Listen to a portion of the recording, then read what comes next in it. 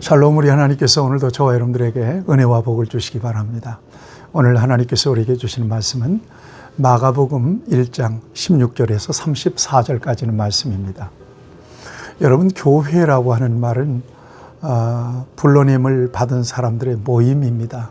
에클레시아라고 하는 말은 에크칼레오라는 말이죠. 밖으로 불러냈다는 것입니다. 그러니까 세상에서 구별해낸 것이죠. 그러니까 예수 그리스도 안에서 저와 여러분들이 믿음으로 살아가고 있다면 하나님은 저와 여러분들을 불러내신 것입니다. 거룩한 백성으로 불러내셨고요. 성도로 불러내셨고 자녀로 불러내셨고 구원받은 사람으로 불러내신 것입니다. 이것이 하나님의 특별한 은혜입니다. 여러분, 그 은혜에 감격해서 일평생 예배하고 찬송하며 살아가는 것입니다. 나 같은 죄인을 이처럼 사랑하셔서 이 많은 사람들 가운데서 특별히 불러내셔서 예수는 그리스도이십니다. 예수님은 나의 주가 되십니다라고 고백하는 하나님의 백성이 되게 하셨습니다. 그리고 그리스도인이 된 이후에도 하나님 끊임없이 저와 여러분들을 콜링하십니다. 부르십니다. 하나님의 일에 동역하기 위해서. 그래서 특별한 부르심으로 부름을 받아서 일평생 하나님의 종으로 또 목회자로 말씀을 선포하며 택하신 하나님 백성들을 영적으로 인도하고 저들을 축복하는 일을 하는 사람이 있습니다. 이건 특별한 부르심입니다. 어떤 부르심이 있든지 저와 여러분들은 순종해야 하고 순종할 때 하나님은 저와 여러분들을 통해서 하나님이 원하시는 일들을, 하나님이 필요한 능력과 자원과 또한 사람을 붙이시고 환경을 만드셔서 우리를 부르셔서 우리를 통해서 그 같은 역사를 이루어 가십니다.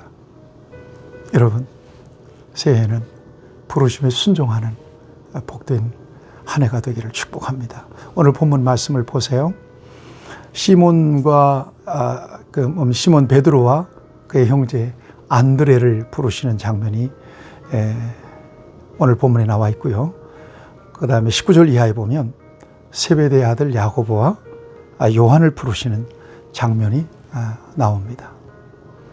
그들의 생업은 어부였습니다. 물고기를 잡아서 갈릴리 바다 호수에서 물고기를 잡아서 가족들을 부양하고 먹고 살던 사람들이었습니다. 그런데 우리 예수님께서 그들을 부르십니다. 예수께서 이르시되 17절 말씀입니다. 예수께서 이르시되 나를 따라오라. 내가 너희로 사람을 낚는 어부가 되게 하리라 하시니. 또 20절에 보면 야고보와 요한도 이렇게 부르십니다. 곧 부르시니 그 아버지 세베대를 품꾼들과 함께 배에 버려두고 예수를 따라가니라. 우리 주님께서 베드로와 안드레, 야고보와 요한을 부르셨을 때 그들은 즉각 순종했습니다. 무엇보다도 그의 생업인 그물을 버려두고 아버지와 함께 배를 버려두고 예수님을 따릅니다. 즉각적으로 예수님을 따릅니다. 여러분, 주님 부르실 때 미적거리면 안 됩니다. 즉각적으로 순종해야 됩니다. 그런 말이 있잖아요. 첫 번째 마음은 주님의 마음이고, 두 번째 마음은 내 마음이고, 세 번째 마음은 마귀의 마음이에요. 첫 번째 은혜로운 마음으로 결심이 섰을 때 순종하는 것은 놀라운 은혜요 축복입니다. 여러분, 새해에는 순종하십시오. 순종이 믿음입니다. 그럴 때 하나님은 순종하는 사람을 통해서 하나님의 일을 이루십니다. 그리고 그 이루어가는 과정 속에서 그 사람에게 은혜와 복을 주십니다. 그리고 하나님 앞에 섰을 때는 그 모든 순종에 대한 평가를 통해서 상도 주십니다. 면류관, 약속도 있지 않습니까? 순종하면 반드시 하나님이 일하시고 하나님께서 반드시 복을 주십니다. 21절 이하에 보면 가버나움에서 예수님의 사역을 소개하고 있습니다. 가버나움에서 안식일에 회당에 들어가서 가르치십니다. 그런데 그 가르치시는 교훈이 얼마나 권세 있고 얼마나 힘이 있었는지 이렇게 말씀하고 있습니다. 22절에 보면 무사람이 그의 교훈에 놀라니 이는 그가 가르치시는 것이 권위 있는 자와 같고 서기관들과 같지 아니함일러라. 예수님이 가르치시는 그 가르치심이 권위가 있었다는 겁니다. 권위라고 하는 말은 엑수시아라고 하는 말입니다. 엑수시아는 보통 권위가 아니라 왕의 권위를 의미할 때 엑수시아라고 얘기합니다. 그 정도로 권위가 있었다는 말씀입니다. 부러운 일입니다. 똑같이 복음을 전하는데 저는 이 같은 엑수시아와 같은 권위로 성도들에게 설교를 못하는 것 같아서 참 부끄럽습니다만 어쨌든 예수님의 가르치심처럼 권위가 있었다는 것입니다.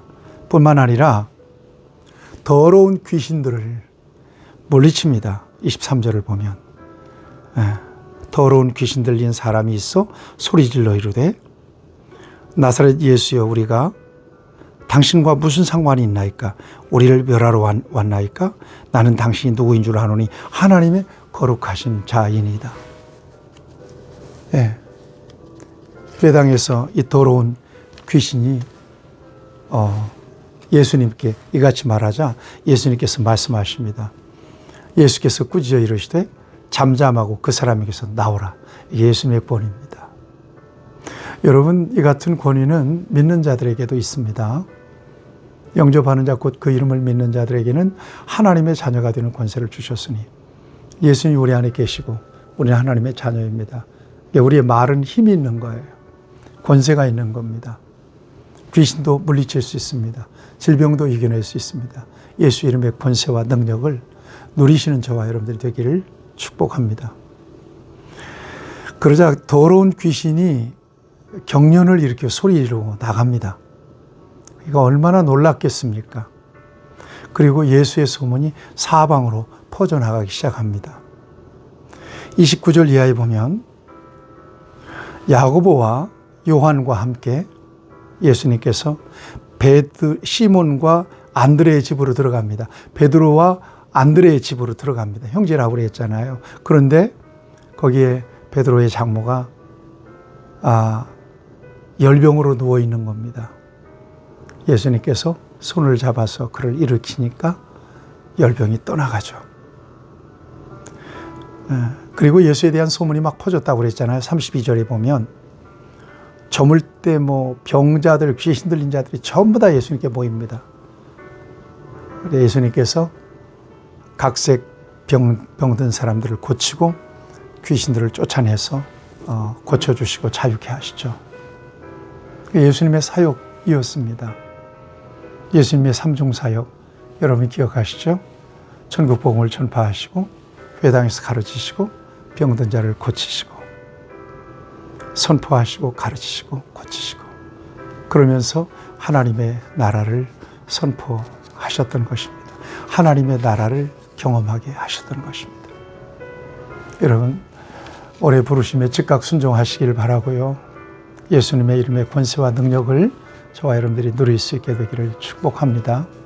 복음의 능력을 누리는 저와 여러분들이 되기를 주님의 이름으로 축복합니다.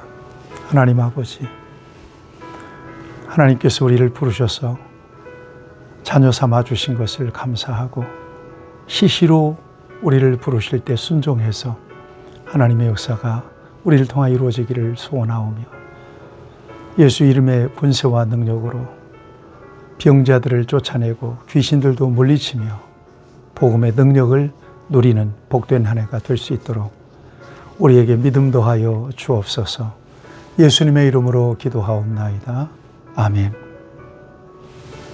여러분 축복합니다.